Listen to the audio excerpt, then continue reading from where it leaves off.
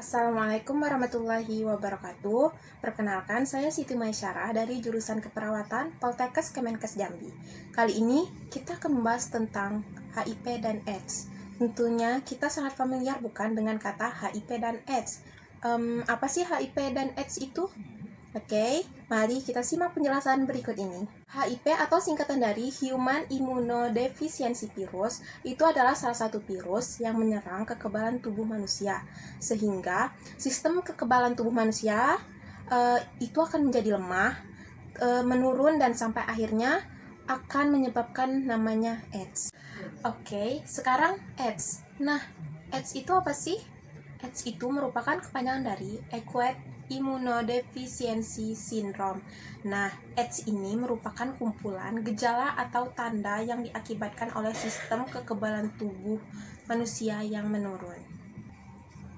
Nah, sistem kekebalan tubuh manusia yang menurun itu disebabkan oleh infeksi virus HIV. Virus HIV ini menular melalui 4 cairan.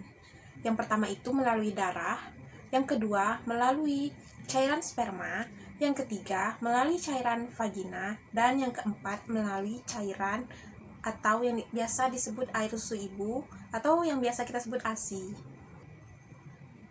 HIV hanya dapat melalui 4 cairan yang saya sebutkan tadi ya teman-teman.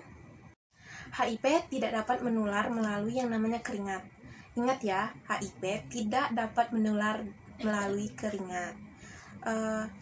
Misalkan nih kita mau bersalaman atau bersentuhan dengan orang yang sudah terkena HIV, jadi itu tidak apa-apa, kalian tenang saja. HIV tidak menular melalui yang namanya keringat ataupun kita bersentuhan dengan orang yang sudah terkena HIV. Kemudian ada air liur. Air liur juga tidak dapat menularkan yang namanya virus HIV. Dan kemudian ciuman pelukan itu juga tidak dapat menularkan virus HIV. Virus HIV itu hanya dapat menular melalui 4 cairan yang saya sebutkan tadi. Ada darah, cairan sperma, cairan vagina, dan ASI.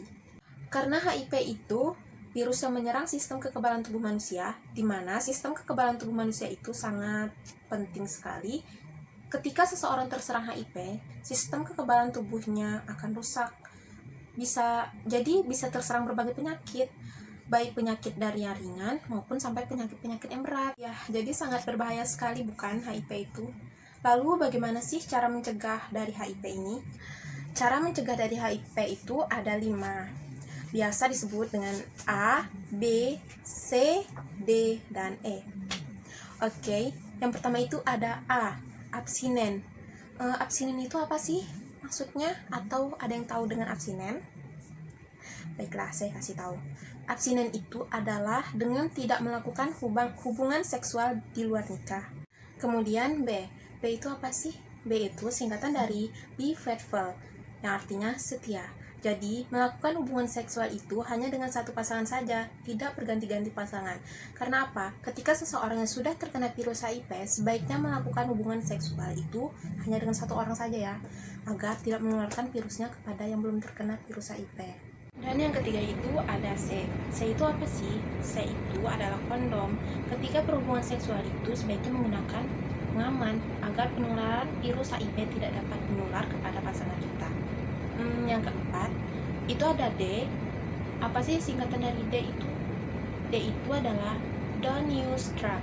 Nah, kenapa sih kok narkoba bisa menyebabkan HIV juga dan bisa menularkan HIV juga?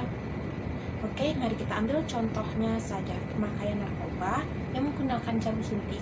Jika menggunakan jarum suntik yang bergantian, itu juga dapat menularkan HIV loh. Yang kelima itu ada E. E itu apa sih? E itu singkatan dari education. Jadi, melalui pendidikan seks, kemudian penyuluhan tentang HIV/AIDS, kita akan menjadi tahu tentang HIV/AIDS. Karena ketika kita tahu, kita bisa menghindar. Setidaknya kita akan tahu bahaya dari virus HIV/AIDS itu. Karena mencegah lebih baik daripada mengobati. Mari selamatkan Indonesia dari HIV/AIDS, generasi hebat tanpa HIV dan AIDS. Sekian dari saya, pendidikan kesehatan tentang HIV dan AIDS.